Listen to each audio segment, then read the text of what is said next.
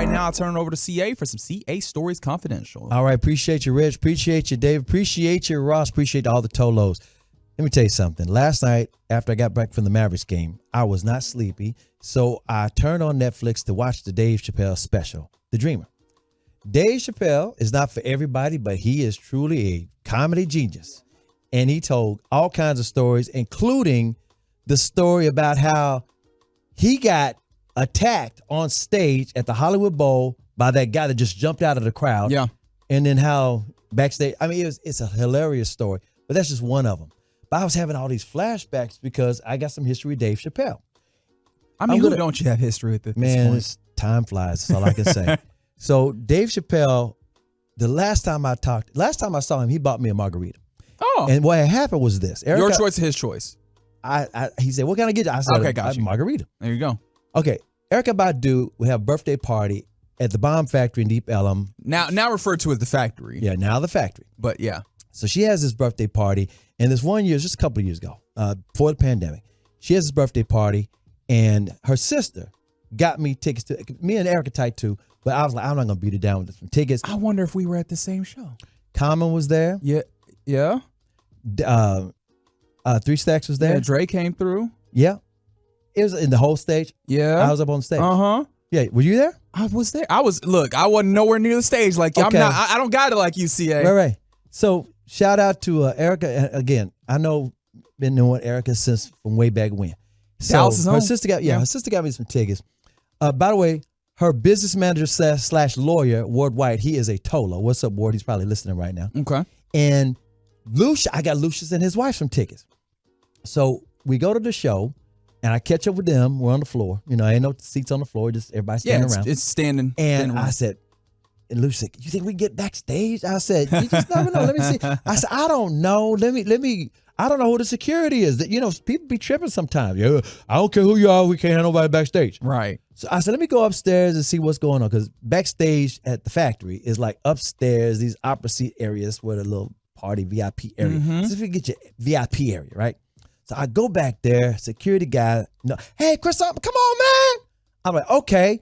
So I'm in the VIP part, and that's leads to backstage. Oh, so you did I'll go in and I'll come back and get you.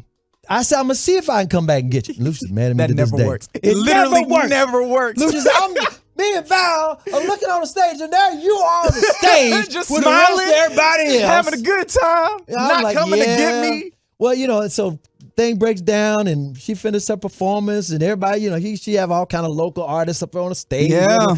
And you with the VIP area, you know, got the bar back there, and Chappelle's back. Dave Chappelle's the MC. Chappelle's buying drinks for everybody. He's like, hey, what you need, man? Because, again, it's not like we tight, but we don't run across. He's like, I know your face. I know your face. I may not be able to tell you exactly who you are, but here in Dallas, that's my guy from Dallas. Yep. Here's why it goes back. Okay, the first time, you know how you listen to Sean and RJ, and every now and then a performer that's performing at the Improv, they'll bring the comedian over. He's here. Well, we do that at K104 all the time. Absolutely. And this has been going on since the 90s, right? So Nanette Lee, who was on the Skip Murphy and Company Morning Show, she's a comedian. She's always the Improv. She had Fat Tuesday all the time. Well, Dave Chappelle was performing at the Improv before he did Chappelle's show. Mm-hmm. He had a movie called Half Baked. I think it I've just heard came of out. Yeah. And so Chappelle comes over to K104, and I invite him down the street, down the dial while I was doing my sports talk show. So me and Corby. And have him in studio. And he's talking about Half Baked. That was his first little thing he was getting started with. Yep. So I'm watching last night his Netflix, and he's telling these stories, and some kind of happened similar. He does my talk show, the sports talk show. He's on K104. I go to the Improv, see him perform, me and Annette. And Annette said, Dave, why don't you hang out with me and Chris? We go to this little club down the street in Addison, on Addison Road. I forgot the name of the place now. People who know, it's like Beltline and Addison Road. And it was hopping. It was a place to be. So we go in there. Dave goes in there too. We get this little table. Dave disappears. We're like, where'd Chappelle go? Right. I'm looking around for him. Then I said, he's probably walking around. You know, he's trying to check out the vibe. He's from DC. He ain't from around here. Right. And the place is crowded, jumping, music, DJs on point. He might just be having himself a good time. We'll see. All of a sudden, I find him in the corner. He fired up a joint. I'm like, Dave, man, you can't do that. Dave, it's not like that here. It's not like that. You just can't. He said, oh, man, I just had to. I had to relax, man. I had to relax, man. Man, I got to relax. The brand is strong. He was like, I do what I do. So I was like, I was thinking about that last night. And then I was also thinking about, because his special called The Dreamer. And he's telling these different kind of stories. Well, I was also thinking about when he gave up his Chappelle show on Comedy Central.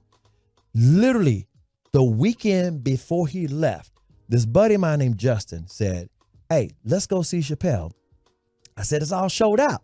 I said, my hookup is good, but I don't know if I can get both of us there. Right, yeah. I'm never the guy, I don't try to flex it, because I'm not going to say I can do something I cannot do. That is true. So I said, Justin, I don't think I can pull this off. I said, because he's Comedy Central, he's big, you know, and it's all the shows are sold out for the weekend. I don't use that card. I might be able to get me. I don't know if I can get both of us in.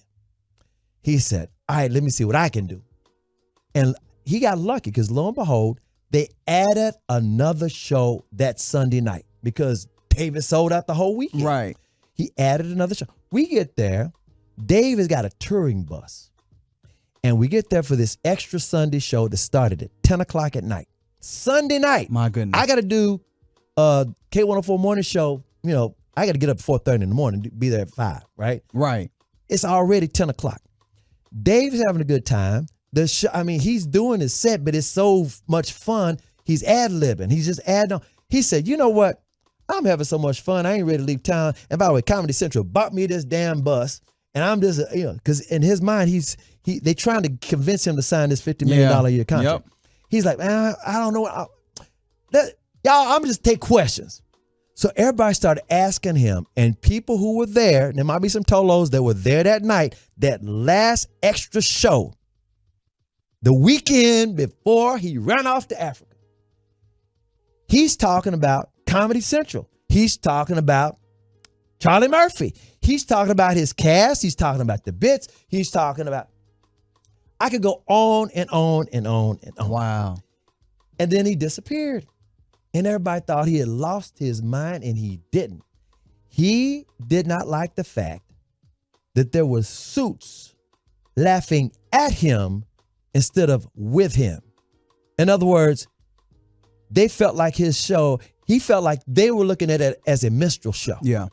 And he's like, nah, that is deeper than that, but you obviously can't understand the deep. Everything worked itself out, don't get me wrong. Years later, and I got the audio. I should have ran this audio, but I didn't have it right now. Maybe do it later on or something. We'll find some time to circle back. So literally in 2004, Prince comes to town, and Prince is friends with Dave Chappelle. Mm-hmm. We have Prince on the phone, and I asked him about Dave Chappelle and the sketch. The sketch.